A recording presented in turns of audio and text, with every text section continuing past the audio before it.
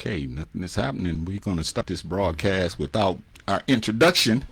Okay. Hey, everybody, we're sorry about that little delay, but Kev over there messing around, he done something and messed us up. So, I'm going to have to take over and do it the right way. Welcome to the John and Kev Show. We are so glad that you all came out to listen to us and to talk about this very important subject. I notice you see a brother that's sitting next to me.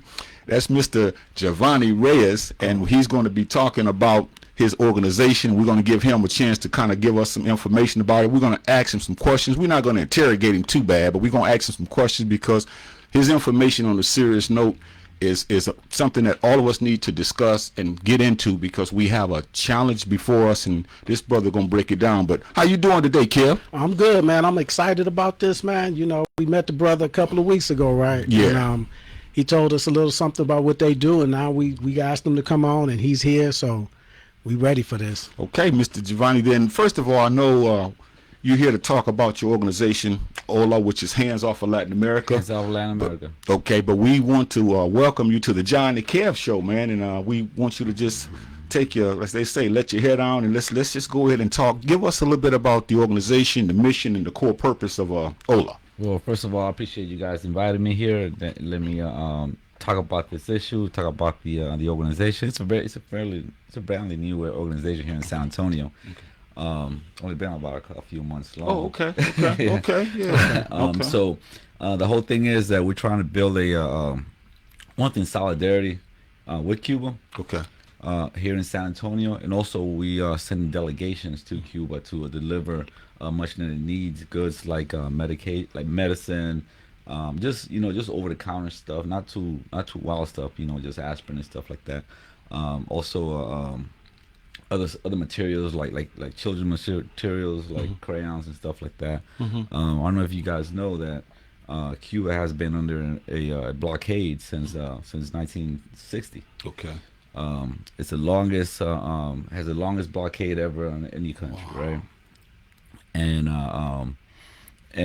for a while during the Cold War, he had trading partners. He had trading partners in the socialist blocks and everything. So it wasn't that bad. Okay. But when the fall of the Soviet Union in 1992, and then the subsequent color revolutions that happened in Eastern Europe, and then all the Eastern European socialist countries started falling one by one.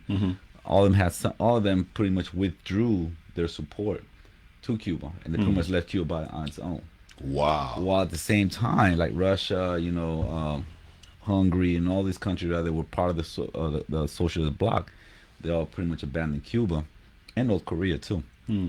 And at the same time, the United States just started pretty much squeezing the screw, the sanctions and stuff on Cuba, trying to try to provoke an economic collapse, right, of the island. So that they call that a special period, and because that's where pretty much they were kind of cut off from the world. They didn't have any trading partners and stuff, and we can go through all this, right? Okay. That's good, man. That's good history, because I'm thinking while you're saying that, I'm thinking it sounded like the U.S. was trying to make them pay for being allies with the Soviet Union, and that the Soviet Union is not. And I think also it looks to me, now you could correct me if I'm wrong, like the Soviet Union was only using Cuba for its proximity to America as a strategic spot on the map. And when it was no longer needed, then they cared nothing about Cuba. Do you see it like that or not? No, it's not. So they won't forgive Cuba for having a revolution under its nose. Cuba had a revolution in 1959. Prior to that, from 1959, Cuba was a neo-colony of the United States. Right. Cuba was a kind of choir during the Spanish-American War in 1898. And that war, they also acquired Puerto Rico, the Philippines, Guam, and other islands in the Pacific. And at the same time, they also acquired Hawaii too. At the same time, right. Hawaii wasn't part of the Spanish Empire; it was an independent kingdom. Yeah. But they overthrew the queen of Hawaii, and then made Hawaii territory the same year in 1899, right? 98. So from that point on, Cuba was given so they were, so Puerto Rico, right? For example, Puerto Rico is the oldest colony. Puerto Rico's been a colony since 1493, right? It's always belonged to someone. First the Spaniards, for a brief moment the British, and the Spanish came back again. Then the Americans, right? It's been an American colony ever since, right? The same project was intended for Cuba, but in Cuba there was the dynamic was different because the at the time the pretext to go to war with Spain was to liberate Cuba. You know, so that was the liberal narrative here in the United States, and then you had all the press and everything, the yellow press. You had to save the Cubans. So it would have been kind of hypocritical to take Cuba, because to take Cuba, they make it a straight up colony, just like Puerto Rico and stuff like that, and Philippines, because they weren't pretty much in the radar. They were just taking as war booty. You know? Yeah. They were taking as war booty because the media focus at the time was Cuba, because that, you know, then the Battle of Spanish and everything like that. Well, let me ask you this: how did you get started, and why? I mean, what drew your interest into your organization? Because you have a passion for it. We've spoken with you off the air, and you're just very passionate about this organization. So, what drew you into it? Well, for one thing, I'm Latin America. Okay. I'm originally from Puerto Rico and Dominican Republic. Okay. Okay. And so there's a history there, and Cuba is, you know, for a long time, for people not only in Latin America but, you know, throughout the world, Cuba has been an inspiration of liberation. You know, I don't know, most people don't know that Cuba declared itself during the revolution, declared itself an African Latin American state. Wow. You know, and the first delegation to you know, after the revolution in 1959, the first delegation in 1960, they came to the UN. The UN is in New York. They wouldn't give the Cuban delegation anywhere to stay, right? But the UN camp, the UN is over there in Manhattan, right? So they wouldn't let the Cubans stay anywhere. So Malcolm X intervened and invited the Cuban delegation to Harlem. Okay. So they stayed and made it for the Hotel Teresa, and that's where the Cuban delegation stayed at, Hotel Teresa. I see. You know, Right. And Bumpy Johnson, Yeah. Bumpy Johnson at the time, right? He pretty much controlled Harlem, Yeah. and there was also a lot of the exiled Cubans, you know, in collusion with the CIA and everything, right? There was going to be an attempt also on the Cuban delegation at that time, right? And Bumpy Johnson made sure nothing happened to them in Harlem. Right. Wow. So there's that, you know, so there's that lineage right there, right? And you know, so there's that relationship with the black community here in the United States, not only black community in the United States, also in Africa. For example, Cubans sent troops to Ethiopia, right? When Somalia invaded Ethiopia, backed by the usual suspect, UA, you know, the UK, the US, and everything like Yeah. that. So Cuba sent troops to protect the government of Ethiopia at the time, right? Cuba also sent troops to the Congo after the overthrow and assassinations of Patrice Lumumba. There was an uprising. There was rebel organizations, right? So Cuba sent advisors there and helped to organize the rebels against the who would then be, you know, the dictatorship of Mabuto at the time, right? Cuba also supported the movements in Angola. That's the most famous expedition they have in Angola. Namibia at the time was occupied by South Africans, right? During the I'm talking about the 80s, and they defeated the South African army twice, right? In two major battles, and because of those two major battles, right, they were able to Namibia was able to get its independence from South Africa. I see. As a matter of fact, right, those two battles I forgot the name of those two battles, of the fact that the South African army saw itself as an invincible white army. There was a great white army, right? That's how they saw themselves, the great white army. And then pretty much they were so equipped, you know, so they thought themselves as invincible.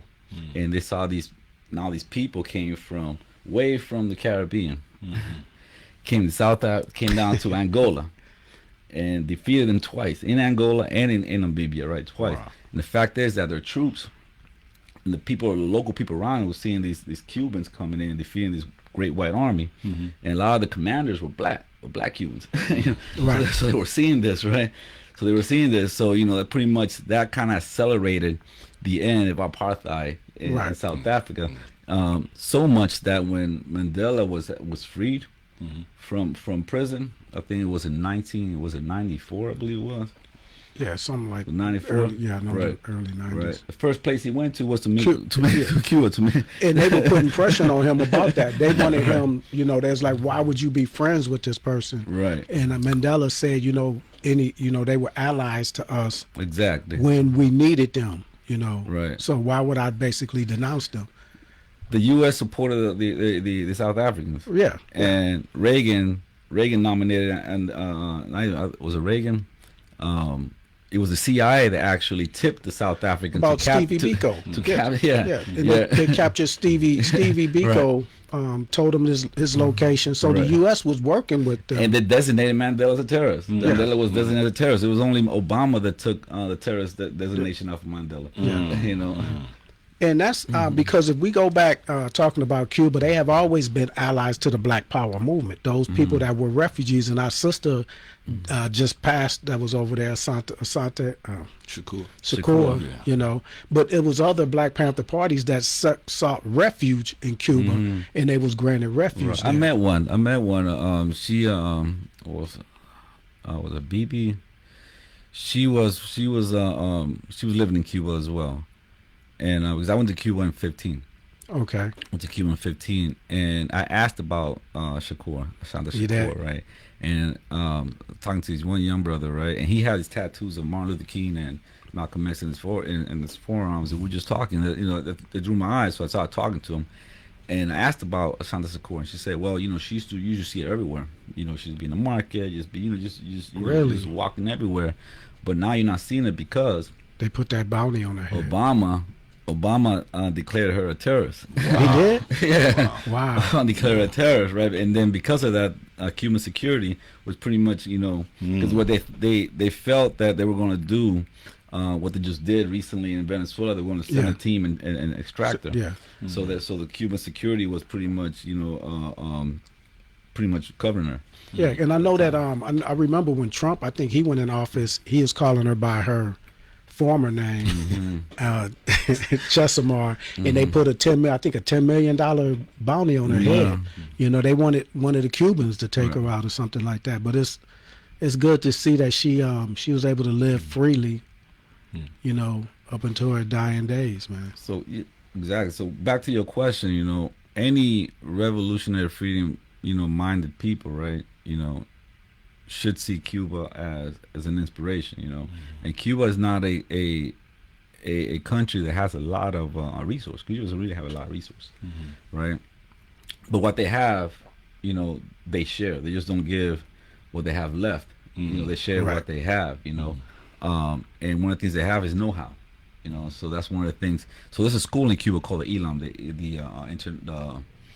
what's it called? The School of Medicine of Latin America, right? It's called H.O.L.A. And that school was built in the 90s. It was built in the 90s, right? And it was an international school for people from particularly impoverished countries and stuff like that can send their students. They get trained there to become doctors and then go back to their country, right? Wealthy countries like the United States also sent people too. Because when I was there in Cuba, I met some guys from Chicago and whatnot, right? Some Americans from Chicago that were in that school. And I found out that they had this convenience with the Clinton administration, because going to become a doctor in the United States is so expensive. The United States has a shortage of doctors here because a lot of people are not choosing that career, right? Right, because it's so expensive to get into the medical schools here, right? So what they have to do here, either you get doctors from other places. That's why you see a lot of Indian doctors, and a lot of Filipino doctors. You get doctors from other places because a lot of Americans ain't going to medical school. And because it's so expensive, right? So the program that the H.O.L.A had was to train American doctors. Okay. But the conditions, they have to be from disadvantaged neighborhoods. They have to be rural places, because there's a shortage of doctors in rural places in the United States as well. They'll be from rural places, disadvantaged places, low-income people and stuff like that. And they'll send them there, and they'll get a free education. Doctors, not the U.S. will pay for the Cubans to train them, but it won't come out of their pocket. I got you. Right, they have to meet the standards. Of course they have to have the grades and all that and yada yada. Right, and also they have to commit to going back to their communities, right, and serve their communities. Right. That's one of the things. The communities that they came from. Okay, wow. That's interesting. Yeah. If anyone wants to call in and y'all want to ask Jovanni any questions, it's 361-405-6111. Again, that's 361-405-6111. Man, and this is good conversation already. It really is, because I have a question. I'm not going to call in. I'm going to ask him face to face. I don't have to call in. But here's what I wanted to ask you. I want you you're a straight shooter, so I'm just going to ask you the question, and I want you to tell me exactly what's going on. We hear a lot about Venezuela and what the United States and President Trump, what he's doing and what he's trying to do. What is that all about? Can you just cut through the chase? Because there's all kinds of stories, and you said when you came on the broadcast, don't forget about Venezuela. So we're talking about Cuba and Venezuela, but what's really going on with the United States and Venezuela? So Cuba, Venezuela, interlinked. They're interlinked. Cuba, Venezuela, Nicaragua, they're all interlinked, right? So Cuba had a revolution also. Venezuela had a revolution, not like the Cuban Revolution. The Cuban Revolution was a violent revolution. It was an overthrow. Was the previous dictatorship, which his name was Fulgencio Batista, which was supported by the United States, right? So it was an armed struggle. It was an armed revolution where Venezuela had an electoral revolution, right? So they were doing transforming change through elections, and the unique thing about Venezuela is that Venezuela, prior to Hugo Chavez, which is Comandante Chavez, right? He won the election in 1998. That's when he won his election, right? And the thing about him is that he tried to do a violent overthrow back in '92. And he to overthrow a liberal government, a neoliberal government, right? And I'll talk to you about what neoliberalism is, right, in a few. And so they had this neoliberal government, right? So he tried to overthrow. He was a colonel in the military. He tried to overthrow this neoliberalism, right? Liberal government. He was defeated and he was in prison, but that got him a lot of popularity. They got a lot of popularity from the people and stuff like that. So he spent in prison about 3 years. After he got out of prison, he started campaigning, and in 1998 he won the election, right? He called it the Fifth Republic, right? That's going to be the Fifth Republic. The first Republic was the first time that Venezuela got independence from the Spaniards. Then the Spaniards came back. Then the Second Republic, right. So and they had a Third Republic. The Fourth Republic was after the dictatorship of Jimenez in 1953. Right, that's when they had quote unquote democracy, right? So he called this his Fifth Republic. That's what they called it, right? That was his campaign. He started the Fifth Republic. So the unique thing about him is that during the neoliberal period, just like here in the United States, most average people just didn't participate in the elections. Didn't participate in the election because what for? Nothing changed. You have these two parties. Just like over here, you have the ADECO, you have the COPE party, right? They took turns winning the elections, and the material conditions of average people never changed. Right. So a lot of people just they were just toned out. They were checked out of the election. But when Chavez came in, right, he brought a lot of people in. He brought a lot of people, and then he won by landslide. Then, so the elite classes, the bourgeoisie, the top classes, right? They hated him because one thing is about the oil thing. So Venezuela has the largest oil reserve in the world, right? Okay. Right now, the United States is the largest producer of oil right now. Produces more oil than any other country right now. But the United States oil is finite. They say in about a decade, the United States will run out of oil. Okay. So, and Venezuela has oil for about 300 years. Okay. So it's a very prized right there, right? So what was happening in Venezuela was that in the 1970s they nationalized the oil industry. So keep in mind, Venezuela is an oil-dependent country. So for decades they only depended on that one single commodity, and everything else were imported. You know, so they didn't have a diversified economy. Everything was imported, and the elites and the elites of the country just bought everything from the outside. They lived their life, right? You know, they made Caracas look like Miami. You know, Wow. you know, and so they were living off that oil rent, right? And it was like 80% or 70% of the population lived in poverty, 30% pretty much, basket over the oil wealth and stuff like that, right? And the majority of the wealth went actually to corporations outside, Chevron, ExxonMobil, and all that stuff, right? So when Chavez came in, right, he reconfigured that relationship. The oil industry was already nationalized, but he reconfigured it, right? He raised the rent on the foreign companies like ExxonMobil and stuff like that. Some of the foreign, like Shell, they didn't want to do business, so some pulled out and whatnot because they didn't want to pay more than they had to, or they felt that they had to, whatnot, right? And also the money that usually what was left, that usually stayed within the upper echelon of society, they started using it for social programs. So they started building hospitals, started building schools, they started building infrastructure for poverty. They started using building housings. One of the things that happened during Chavez's early administration, right, in 2001, I believe, they had, or 2001, there was this massive landslide. There was a lot of rain, and there was like this mudslide, right? It killed about a whole bunch of people, about hundreds of people. People that were living in shacks in the outside Caracas, right, in these little favela shacks and everything. So that's where they started founding the housing program. So they started building sustainable housing for people, strong structured people to avoid that, right? And he used the military to support that, which is something was also new. He used the Venezuelan military to save those people that were, to help those people that were in the mudslide and everything, and to pretty much organize them and pretty much to bring aid to them and stuff like that, and then just kept that relationship, what he called the civic military relationship. So he transformed the military from what it was before, something that people feared, especially during the Caracazo was an uprising in the 80s when the military killed about 3,000 Venezuelans, right? So there was something that people feared into something that was part of the community. So he integrated the military with the community. So the people, the upper echelon, the people that were used to, because you probably won't see it here as much, but in Latin America, I don't know if you ever seen novelas, TVs, and like Mexican novelas or whatever. The people that you see, you turn on like Univision or whatever, they don't look like the average Latino people that you see in the street, right? They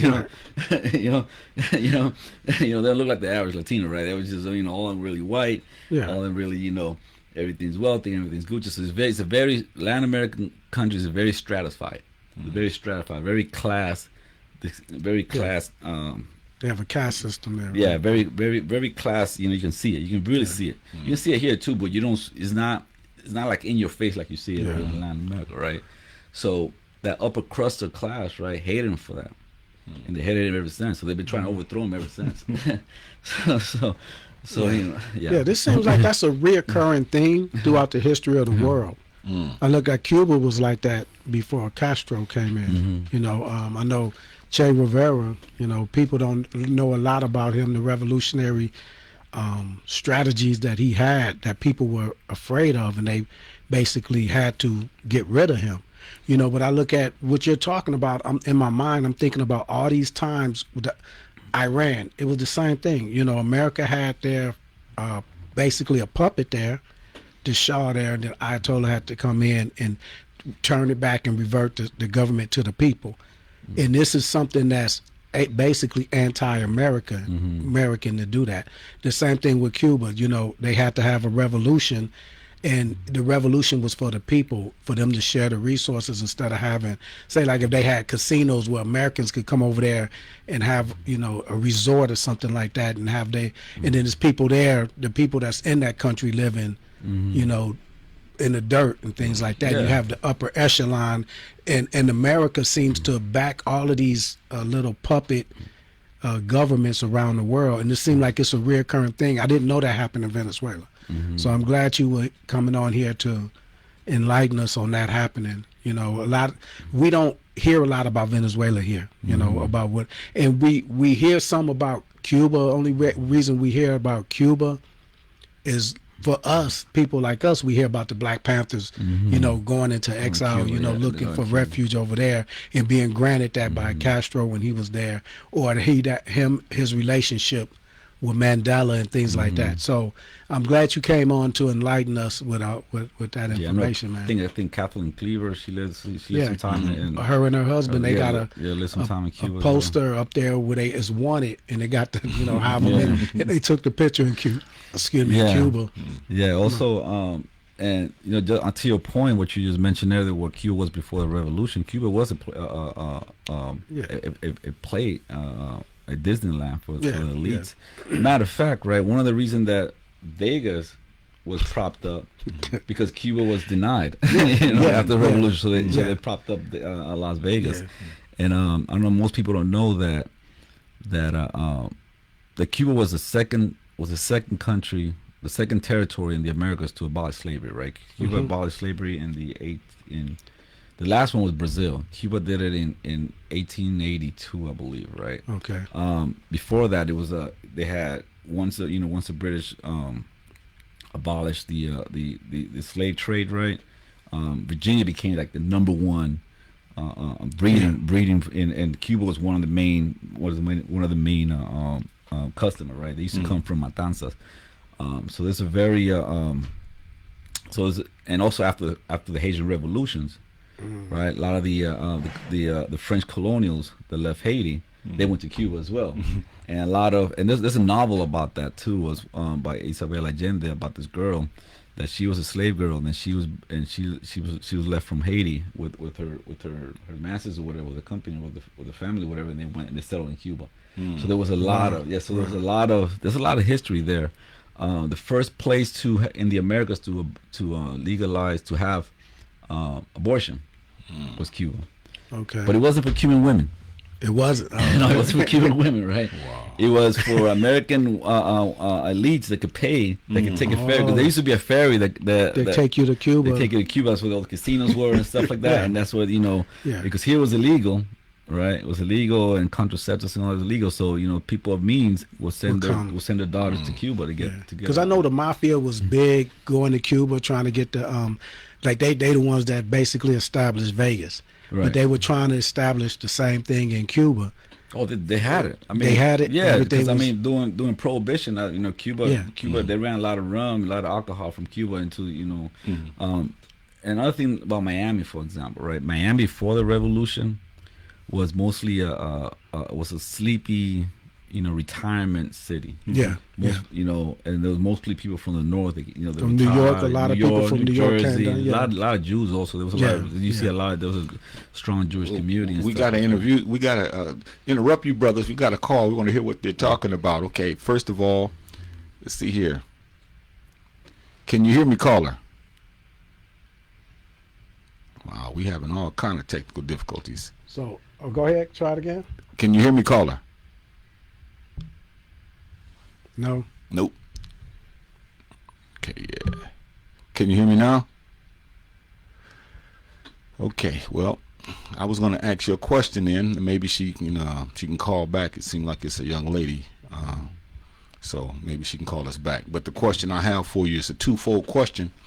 How does the current U.S. policies, that is the sanctions and then the diplomatic tensions, affect the work that you're doing and the people that you're trying to help or that you are helping? And then secondly, the challenges, the biggest challenges that your organization face when you're delivering aid or sustaining your operations, whether it be financial, regulatory, logistical, or just awareness.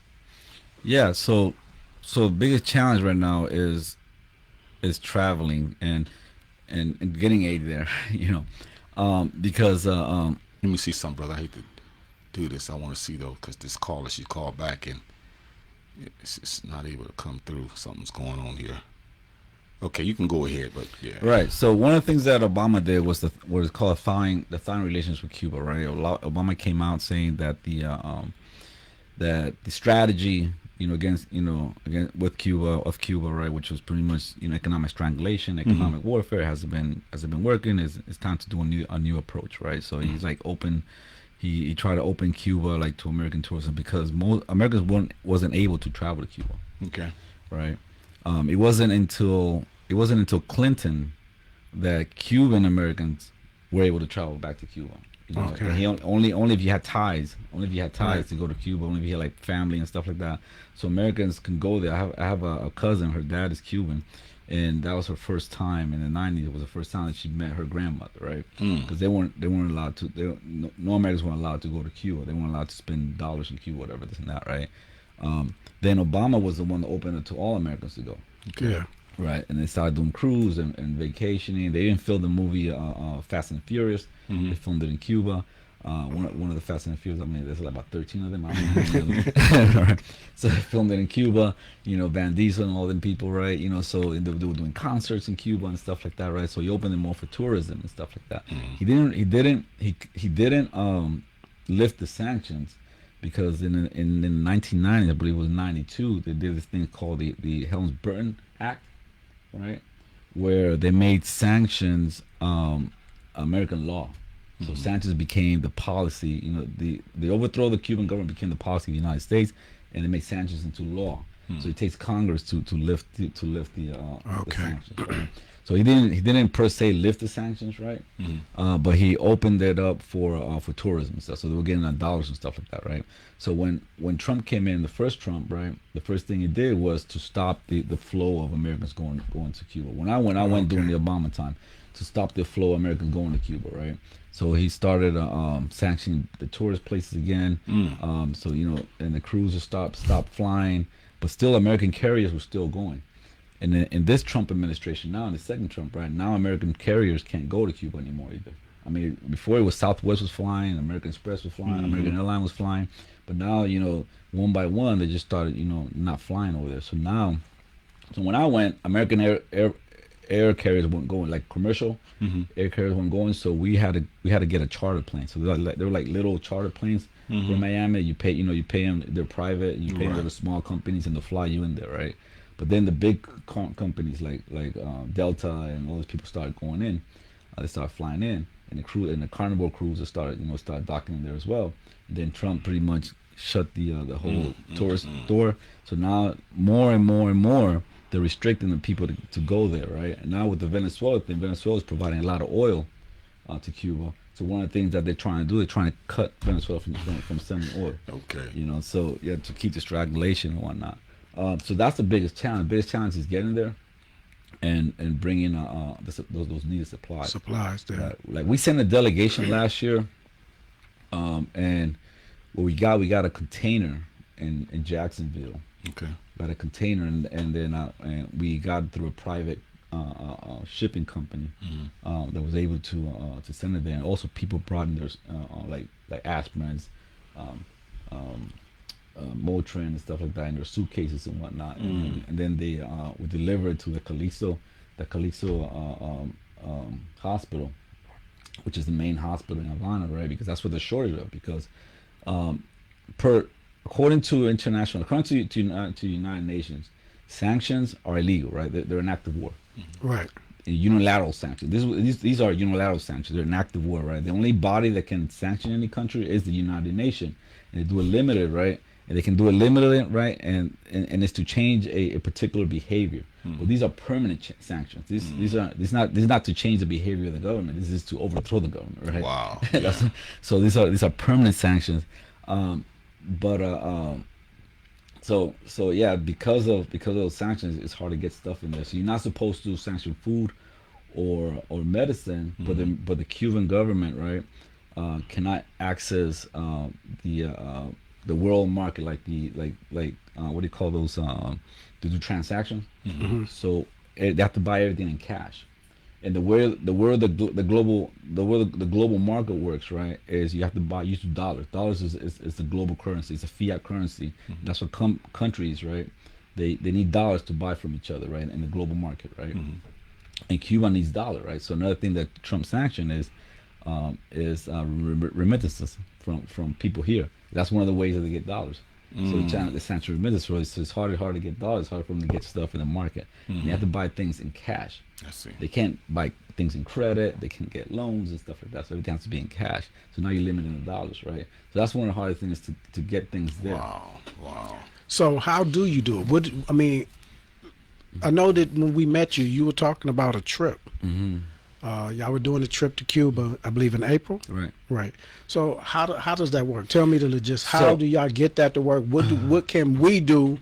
Like, say, like if I'm not gonna go, but I want to help, So people can travel, right? In the sense of like churches can travel, like if you do like missionary works and stuff, they can travel. People to people, like the type of delegation we're doing, they can travel. But they harass the hell out of you. They do. Yeah. What do they do They to just start harass you? asking you, when you come back, the people in TSA, they take you to the side and start asking a whole bunch of questions. What you're doing about, they just try to intimidate you. Okay. So they harass you. But like churches and church groups can go. Humanitarian stuff can go. Also, like academia, like scientists and stuff like that can go. Like when we went.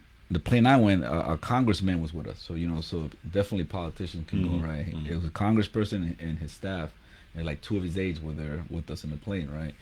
He's from I want to say Kansas, something like that, one of the states, right? So that's how they go, right? So it's limited people who can go. The way you can help here is that we're setting up these distribution things, right? This to collect donations, right?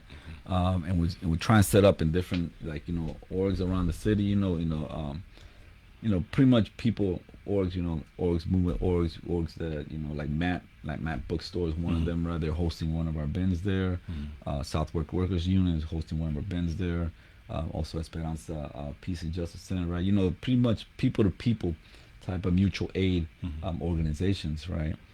So we're having these containers there, so people can go by and drop off, there's also a list, like bandages, aspirin, Tylenol, in Motrin. This is what the people need. Yeah, for the hospital. Yeah. Okay. Yeah. So when you go, that's what we take. Let me ask you this: if one of the viewers or some of the viewers say, "Hey, I want to know more about H.O.L.A, Hands Off of Latin America," how would they contact you, the organization? Because I'm sure there's so much more to it than this show we're doing. But if someone wants to say, "Hey, I want to know more about this. I might even want to come out to see how I can go to Cuba," how would they contact the organization? So like I said, this organization is about 3 months old. Okay. So we still don't have a web page yet, or a social media page yet handled yet. I'll say they can either contact me directly, or they can contact you guys. And you can contact me. I was gonna say that if y'all contact us, we'll contact him and say, "Hey, this is what we got. This is who we have and what we want, what we need to do." Hey, we'll make sure there's not spies. We're gonna screen you. So well, we're gonna read a couple of the comments, man. Let me go back up so we could thank everyone that showed up so far. Marie Osaze, she said, "Hotep, appreciate you showing up." Barbara Royal, she said, "Hotep, I appreciate you showing up too." Sister Ladae Bishop, I appreciate you. Said, "Good evening." And Sharon Simpson Anderson, she said, "Greetings." Sakina, she said, "Peace and greetings." Salam alaikum, sister.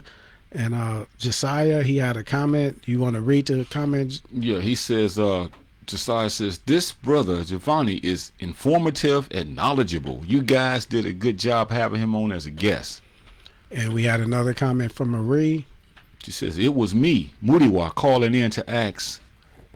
She says, Andrea, but she's trying to put Jovanni. But my question is this. It jumped on me, okay? My question, let me go back to it. Okay, my question is this. How can someone involve and send donations to your organization? Also, thank you for the history lesson on Cuba and Venezuela. My apologies to the typo on the name. She says, "I did not mean to say that, Andrea." We know, baby, we know. Okay. So yeah. So you want to? I think we maybe he covered answered that. Yeah, I can reiterate that we're gonna we have a bin right now. We have an active bin at the Matt Bookstore, right? And there's a list on it where that says And what bookstore is that? the Matt, Matt? yeah, the Matt bookstore.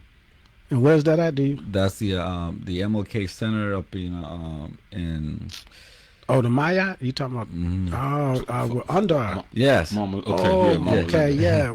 How you call it? Maya. Maya, I call it Matt. Maya, Okay, yeah, that's Okay. a Kwanzaa market. With, Yeah.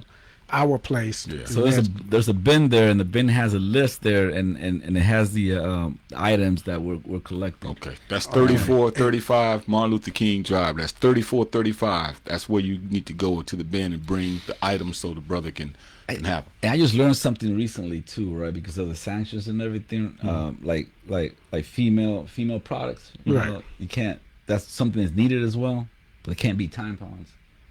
Because the tampons have chemicals, and it can be regarded as dual use. Yeah. Mm. Okay, so you can't send anything like that.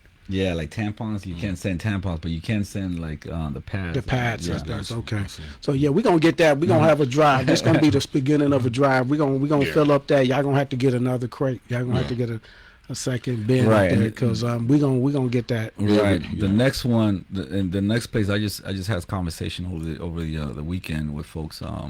There's another one. There's another organization called Southwest Workers Union, and they're Right. going to host a bin for us. That's as well. off of Commerce, correct? Mm-hmm. Yeah, that's many of us that know Mark's outing is right down the street from Mark's, or basically next door. Mm-hmm. It used to be, but I don't know if it's still there. It's right there for Commerce, not far from Hackberry area. So Right. Yeah. And anyone who listens to the show, if they want to host, if they have an organization, if they have they want to host us, you know, we feel Okay. welcome to contact us, or through you and whatnot, until Yeah. we get something set up, and we can put a bin in their location as well. So this And is then- grassroots. Yeah. And the brother, everything that the knowledge, like Josiah was saying, that this brother just shared with us, shows that these are our allies. You know, Cuba has for long been an ally to the black community. And it should be an ally to the Hispanic community here. And that's the next question I had. Is there any, like, what's the other South American countries, the Latino nation, the world community doing about everything that's happening with Venezuela and Cuba? I know Cuba's been going on for a while, and I haven't heard anything that anyone's done. Do they treat them like outsiders or what? It's mixed, man, because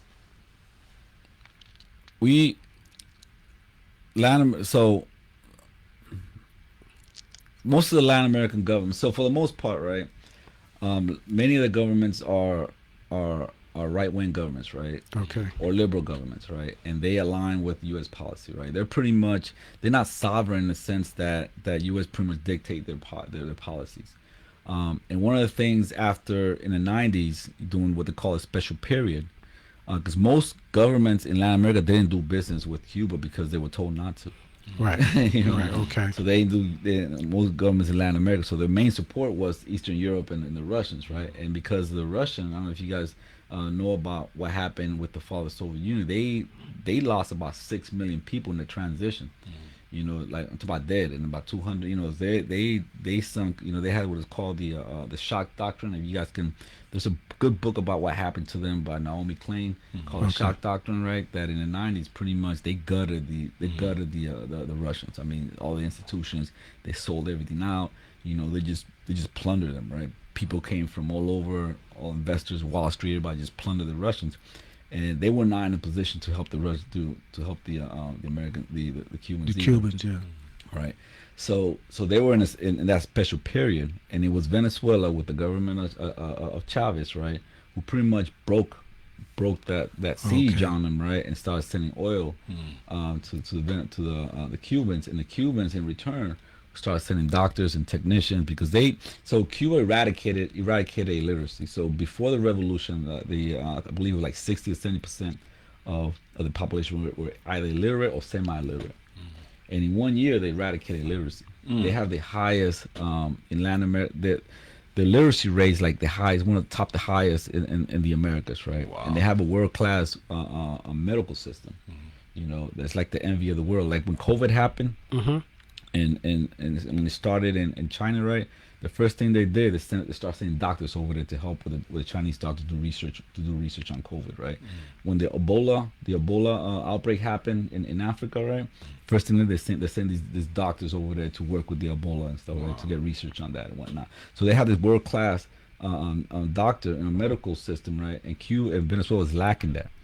So Venezuelan doctors didn't go to rural. They didn't go to the barrio. They didn't go to rural areas and whatnot. So they traded that doctors and engineers and expertise for oil. So once they broke that taboo of doing business with Cuba, then other Latin American countries started doing business. Are they with paying Cuba. for doing that? Well, Or the other countries? I know Venezuela is paying for, you know. Yeah, Venezuela is paying for it. At the time, it was minor. At the time, for example, the Dominican Republic, right, which was also where I'm from, they paid by visas. So a lot of the visas, because you know how people get visas and they get quotas to come to the United States, right? Each country get a different type of quotas. So they limited the amount of people that get visa in Venezuela. That's a way of punishing them and whatnot, particularly the elites. The elites in Latin America loved coming to the United States. They come and go. They go to Disney World. They go to they shop here in the Cantera up here and up in northern San Antonio. You know, they go to New York and shop, Times Square. You know, the elites in Latin America, they love going. And that's one of the things that if you want to hurt them, cut their visas. Cut their visas because they can't come here, right? And then they'll put pressure on the government to say, hey, you know, stop doing what you're doing because you're messing up. Yeah. So that happened, right? So they started doing more business, you know. So like I said, during the Obama time, right?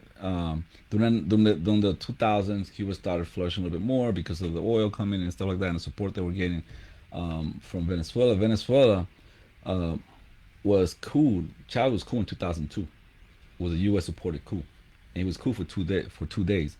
And the people, just like, I don't know if you've seen it in social media right now, how people in Venezuela are mobilizing, saying, bring us back our president, bring us back a president, because I know it's kind of a blackout media here in the United States. The mainstream, they're not showing that. We're not seeing a lot of that. Yeah, but there's like, they're mobilizing every day, like hundreds of thousands of people. I mean, see your people in the street talking about bring back our president, bring back our president. The president got kidnapped in January 2000, January 3rd of this year, right? And on Trump up charges and whatnot. You know, the thing is, they did it like, they try to set him up like in Noriega. I don't know if you guys remember Noriega, right? I was thinking about Noriega when you said that. Right. And then what they got was a Mandela, because now this is an international movement, right? It's an international movement of hero. People saying, you know, let him free. And you see those mobilization in Venezuela. So Chavez, when he was overthrown, the same thing happened. But the mistake that they did was they kept Chavez there. Here, they brought him here to the States, but over there they kept him there, and they were trying to decide what to do with him, either send him in exile, you know, kill him or whatnot, this and that. Because but the people were, you know, they were like right in the headquarters of the military. They were about to storm the place, right? So they ended up bringing him back to power. The embassy? Was you talking about the embassy? No, like the presidential palace and everything. Okay. Because what happened was that the president of the commerce, the Chamber of Commerce, the elites made him president. You know, and this woman is running around, Maria Machado, right? She was a congresswoman, and she supported that coup. She supported that. She supported it. Yeah, she supported that coup, and the first thing they did was to eliminate the Constitution, right, and dissolve the government, the people that were of Chavez party, to dissolve them and stuff. That's the first thing they did, you know, and so in 48 hours, they were pressured to bring him back to power, and so he came back to power, right? Yeah. And so that's what became more radical after that, right? He became more radical after that, and that's when, you know, he just started doing his own thing. That's why he invited the Chinese, he invited the Russians, the Iranians, and stuff like that. He became more radical after that. But yeah, so and then like I said, with Obama, there was a lot of optimism. Yeah, I remember that. There was a lot of optimism in Cuba. Like I said, I was in Cuba in 2015. There was more money and stuff like that coming in. There was a lot of optimism that the sanctions was going to be lifted. But it never happened. Wow. You know? Congress will have to lift it, right? It's not going to take a... Yes. And so these are people that you got to put pressure on these congressmen that you're voting for, and put that agenda on the table. What's going to happen with the sanctions in Cuba? You know, another thing you said earlier is you said you was going to talk about the neoliberalism. Neoliberalism, yeah. Yeah. So so neoliberalism, right, is something that happened and started in the 90s, right? And well, not really. Let me go back. So the first country that did neoliberalism was Chile. With Chile with the overthrow of Salvador Allende in 1973. And September 11th, that's like the first September 11th. Right? It was September 11th, 1973. Salvador Allende, which was the Marxist government, he was the first elected, kind of the first elected Marxist government, right? Kind of like Chavez, right? Yeah. He was the first elected Marxist government, and he was overthrown within a year by the elites and the military, right? And that's when that was under the Nixon Regime, the administration. Yeah, administration. And that's when the famous word called before outright overthrowing them.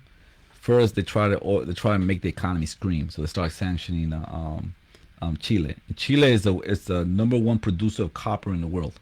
Right. So so copper. You need copper. Those computers need copper. You need copper for everything, right? Right. So they're the number one number one copper in the world, right? So what Allende was trying to do was same thing what Chavez was doing, was trying to get the international companies, right, to pay more rent, because they're paying really low prices, right? And they're trying to get them to pay more, and they were trying to the money that was left over, they were trying to redistribute in the country, right, to bring up the standard of living of all people, of all the people, not just a small elite, right?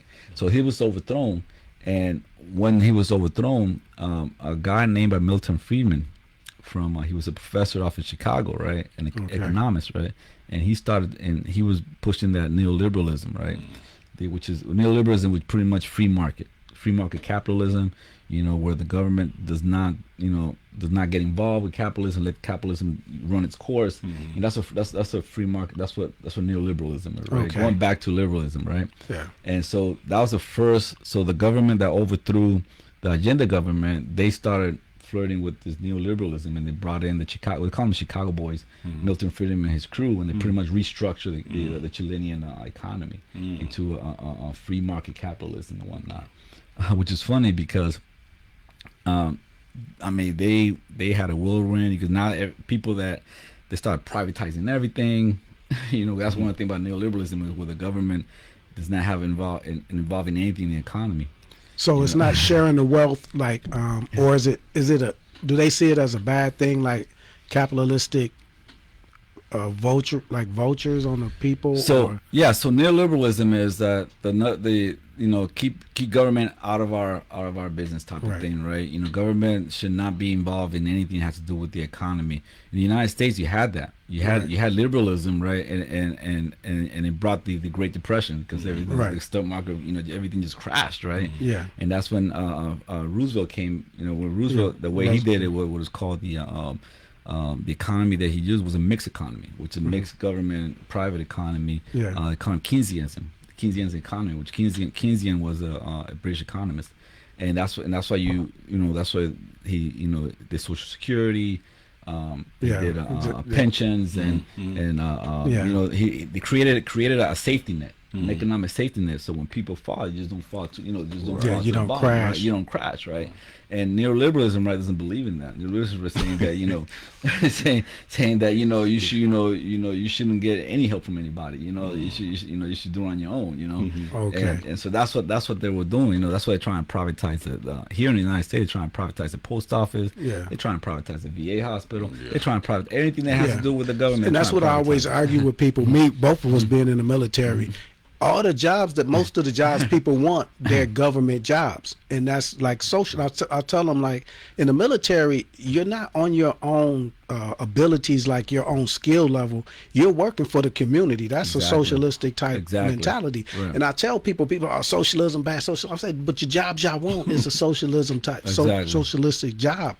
type. You know, the post office. People want to work for the post office. Right. You know, people they go to the military. You could become a dentist in the military. They're paying for your education and things like that. And while you're there, you're working in the military on the military personnel. That's socialism. And you're creating a society. Right. You're lifting up a whole society, not just ones and twosies. You're lifting up a whole society. You know, because I have those arguments as well too. I tell people, like in the military, I don't know when you guys left the military, but there was a strong libertarian current in the military, and they have the same mentality as that the government shouldn't do anything, right? They shouldn't. Federal workers shouldn't exist. You know, everything should be ran by corporations, Elon Musk and everybody, right? You know, and you know, but then the military, and yet when they get out of the military, they want to find GS jobs. They want to get GS graded. Why? Because it offers them a what do you call it? A safety kind of thing. And the stability. It's stability. Stability. Stability. You know, stability. You work, you get a pension and stuff like that. Yeah. We have a couple of comments I want to read, and I'm going to ask Kevin. We'll chat, and I'm going to ask my brother Jovanni something too as well. First of all, Sister Teresa Lewis says, "I will be glad to provide donations." That's a beautiful thing. All of our people that watch our broadcast should be helping out as well. She says this broadcast is very informative. The details that Brother Jovanni is sharing. I noticed you brought your pad, so what I want to do now is you can look through your pad because you have notes, and I know there's something that you said in your heart before you left. I'm not a mind reader, but I know you said there's something that you want the audience to know. So you can look through your notes and just pick out something that you say, hey, I'm not going to leave this broadcast without saying this to this audience. While I say to Kev, we got to have this brother come back often, man, so we can have him do an update on what's going on. So I'm going to class in this, man. I'm going to bring an apple next time. I'm gonna give an apple because, I mean, there's a lot of things that really open. And I've seen things happening, but it didn't correlate to. But now I'm seeing the whole global effect of things. But I'm more curious because we don't pay much attention to South America and the Latino Latin community. We don't pay a lot of attention to what's happening over there. We hear things on this government is overthrown and this things. You know, I remember most of the time I talk about the Iran-Contra thing. You know, Salvador and all these things like this. And people they look at me with a blank stare, you know, but I'm only talking about those things because it relates to the black community and the whole crack thing. And I'm trying to tell them, you know, some people younger, they don't remember the Reagan administration and Oliver North and everything that happened. But that was the extent of a lot of things that I would talk about. But now the brother opened my eyes to a lot of things that we should be paying attention to and how it affects us and how we should be trying to affect some of our allies, because like I said, Cuba has always been an ally to us, you know, and they have been an ally to the motherland, you know. So these are the things that we need to start paying attention to, and I'm glad the brother came on and shared that knowledge with us. This is definitely not fake news. This is real information that all of us should be privy of. But I'm going to turn it over to my brother and let him, whatever is on his path that he's wanting to tell us, we're going to sit back and just listen. Yeah, I covered most of the stuff. The vision, Cuba's vision, like I mentioned earlier, they don't have much resource, but what they have a conscience, right? They have a conscience and they have a moral duty, right, to use what they have, whatever they have, to share whatever they have, right? So they're right now on another thing that hampers them is that they're on the terrorist, the state sponsors of terrorists.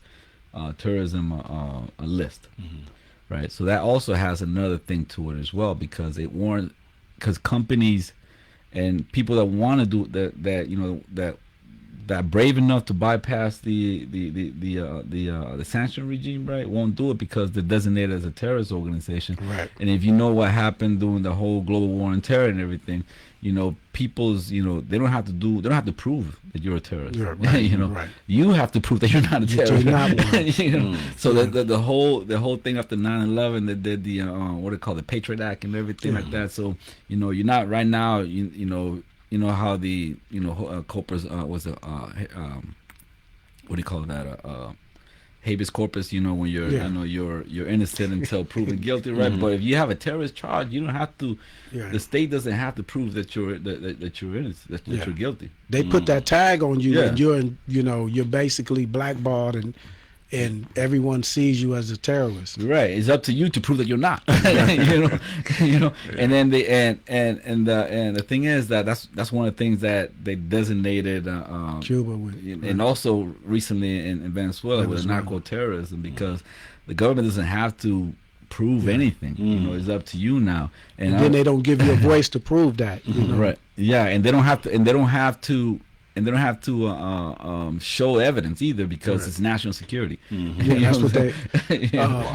They did that with Panama. You know, with Noriega. So with Noriega was so a lot with his narrative with what happened in Venezuela and everything. A lot of things recycled. A lot of recycled things. Yeah. That's not really original, because we noticed in this incursion in Venezuela, right? They killed I think was 30 Cubans. Military personnel that were stationed in Venezuela when they did this kidnapping thing, right? They killed 30 of them? Yeah, killed 30 military Cubans, right? I didn't know that. So if you go back in '83, back in Grenada, right? There was a Cuban contingent in Grenada, right, helping the New Jules Party in Grenada, the Revolutionary New Jules Party in Grenada, with Chairman Maurice Bishop and everything, right? So when they concocted this narrative, because they were building, they were Cuban engineers, Cuban military engineers building an airport, right, in Grenada, right, to lift the economy of Grenada. Because Grenada, before that, Grenada was a British colony, a British colony, and then the Grenadian governor the way they had the way the British have their colonies, they appointed a governor. So the person who they appointed a governor became Grenada's first president. You know, when they got their independence in the 80s, right, or in late 70s. I think it was late 70s. But he was more committed to the British than to his own people. Yeah, that's how they want it. Yeah. You know, so that's when the New Jules Party, right, overthrew him. Right, they had a revolution, and Maurice Bishop was the chairman, and he invited the Cubans. The Cuban was going to Cubans sent a military contingent of military engineers. So that's when Reagan said that they sent the Marines there and bombing and stuff like that, and they killed Cuban military personnel there as well. And people wasn't asking the question, what does Grenada have to do with America? You know, that was a British, you know, puppet government, one of their colonies, and it's like, why did our president send Marines at night, in the middle of the night? You know, it wasn't an act of war because Congress has to declare war. It was Reagan administration. They did it. Same thing they did with Venezuela. They went down there. Yeah, really. Yeah, they called it Urgent Fury. I think they called it Operation Urgent Fury, and it was in 1983. Yeah. And so you saw the same thing now. Yeah. You know, and everything is see now. That's this conversation is bringing up historical events that's reoccurring. That's what I'm saying. This seems like this is a reoccurring event. That seems I remember this happening, the same thing, the same MO that America is using around the world, or France, or Great Britain, you know, that they use around the world. We don't hear about the things that France has done in Africa, but it's the same type of coups and everything like that. They're getting kicked out of Africa, right? And that's they just got kicked out of Sahel, and then a lot of people don't know when the recent, you know, incursion into Venezuela with the kidnapped President Nicolas Maduro and his wife Celia Flores, right? At the same time they try to assassinate Captain Torre. Yeah, I heard. I saw, and somebody sent me a video on that. And I didn't know, because it wasn't widespread. It wasn't like, you know, like social media in this country. I imagine that the world, you know, they will probably know more about it than we get to know about it. But that's crazy that did happen. Well, ladies and gentlemen, this broadcast is not over. We're going to continue to have this brother come out, because as I can see, most of the comments are saying the same thing, and Kevin and I definitely echo the information.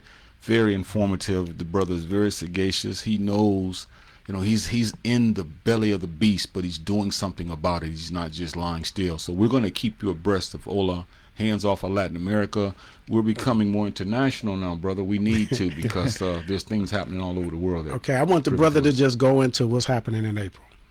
was happening in April. So late April, we're sending another delegation, right? We sent one last April for May Day. We call it May Day delegation, and it's a network of organizations around the country, right? That are part of it. We just linked to them, right? And so we're trying to build another delegation to send also to Cuba, right? Seats are limited. Seats are limited because the national network on Cuba, they only want to send about 80 people, right? So seats are limited, but we have to submit there's a registration because a couple of things that has to happen, background information, you got to get a visa and all that stuff, right? So the registration is March 30th is the deadline for the registration, but we're trying to set a delegation here, at least a few handful of people from San Antonio to go there and deliver those supplies there. Y'all still have openings, y'all, or have a lot of people flooded y'all with it, or no?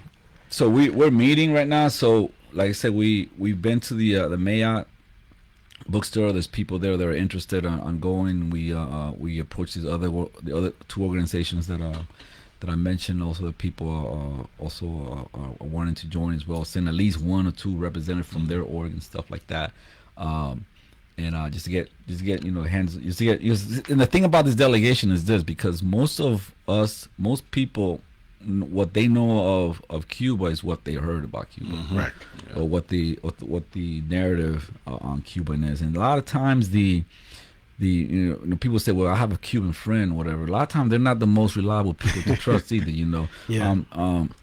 So a lot of times, because there's incentive. Because when they come, so that's another thing. They did before, they were just encouraged to come. And particularly during Reagan, and there's something called the Cuban Adjustment Act. So when they come, no matter how they came, undocumented or whatever, right?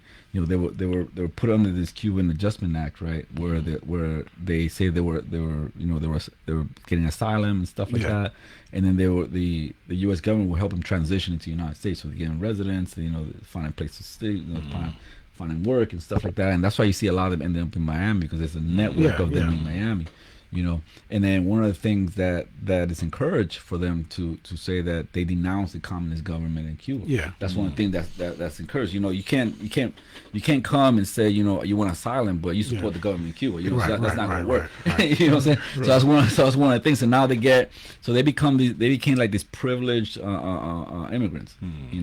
Overnight.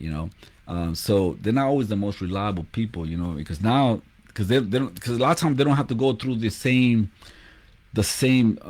struggles that other immigrants go, like like let's say Mexicans or Guatemalans and stuff like that, where they have to hide from the immigrant customs and immigration, ICE. So they get their documents, and because right now it's changing under Trump too. That's another thing that Trump did, but they're deporting them too. But before they didn't get deported. Before they during the Clinton, they had the thing called the wet feet, dry feet. That if they made it to the United States, they can stay. Yeah. Okay. But if they were apprehended before they got to before they they were sent back. So that's the thing, right? So there's another thing, they encourage them to leave, because the things that they use them as trophy. They use this migration as trophy. Say, see, these people are leaving because that government is so bad, so that's why they're leaving. So they use these migration things as trophy and stuff like that. So if you go by that, narrative, naturally, if you don't know much about it, you'll have this apprehension about Cuba. Things are really bad over there. And I just encourage people to do their own research and whatnot. To read books, do their own research, right? See the struggle, the struggle that's connected with the black community here too, that goes way back to the 60s, right? And also these trips, what encourages people to see Cuba with their own eyes, right? There's an organization called This Is Not Tourism. And that's another organization that we're linked to, and that's their thing. The thing is to take people to Cuba, right? But it's not a tourist thing. You're gonna go over there. You're gonna work also. You're gonna help. You're not go there for just being a tourist. You're gonna work. You're gonna do service jobs. And stuff like that. So stuff like that. Yeah, that's great, man. That's great. And it was great having you out, man. It was great talking to you, man. Being educated on everything. Some people, Sakina, she said, excellent, informative show. So I think our listeners got a lot, and I think when we go to YouTube and people click on the show. I know sometimes they can't watch it now.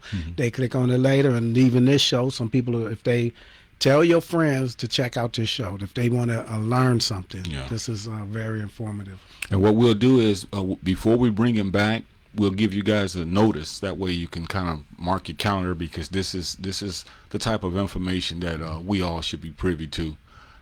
Someone says, Barbara, she says, awesome dialogue, because we sometimes we get into things that's, you know, like just social, but a lot of those discussions we have and topics, they just are not really conducive. But this is something that we should all be just tuning into, because it's talking about us. Divide and conquer. Yeah. They keep us thinking only of ourselves and our own community, and not the community around us, and the people that's thinking in a bigger global aspect. Yeah. So we got to start thinking like that, looking like that. Go down to the Mayat bookstore. I'm gonna give you one more thing. I know so how it can help us as well, right? Like I said, Cuba has a well-renowned medical system, right? They also have an indigenous pharmaceutical system, right? Which is not not for profits, pharmaceutical like we have here, right? It's pretty much state funded. So they developed not only one COVID vaccine, they developed 5 COVID vaccines, right?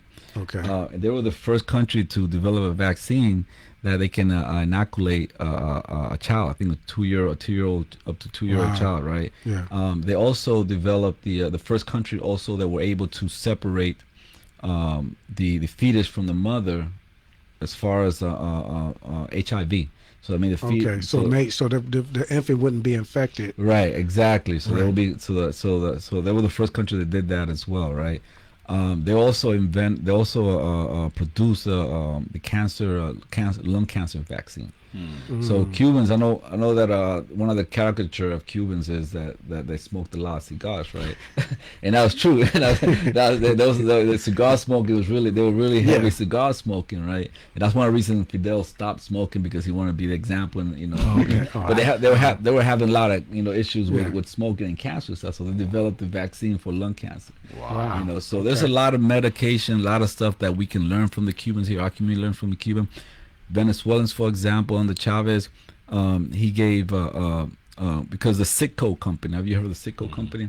The Citgo, the oil company. Cisco. Citgo, yeah. Citgo. Okay. So Citgo is a Venezuelan company. Okay. And it was appropriated by Trump in the first Trump. He took it from the Venezuelans, but it's based in Houston. Right, it's based in Houston because the oil from Venezuela is so heavy, and not everywhere can refine it. And then one of the places that refines it is Houston.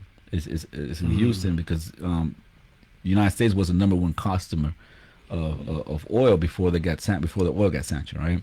So a lot of oil came here. So Citgo was here, was here in Houston. So the first Trump took it from them, took it from there and denied them those revenues and whatnot. And now they just sold it recently. They sold it to the market or whatever, right? Wow. But through Citgo, the Venezuelan government was able to give a low price or giveaway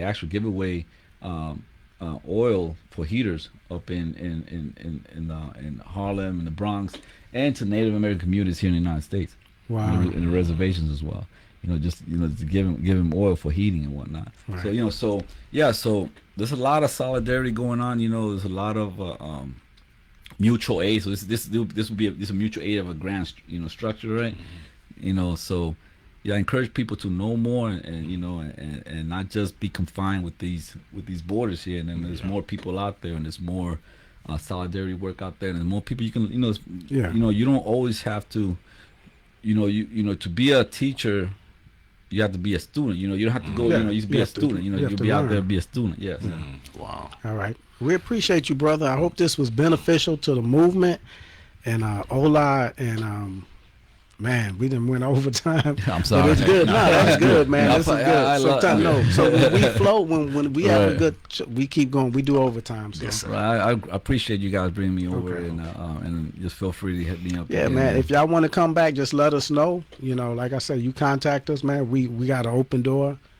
policy for you. Exactly. So, And once we get that the whole social media set up and everything, I'll send it to you guys. Okay. Yeah, We even got another comment that's come in from the day Bishop says, "Wow, this is such a great show topic, very educational." She says, "Enjoyed watching." She says, "I too will help with donations." Thank you. So I'm glad that our audience is complying. Good. Thank you. Okay. all right.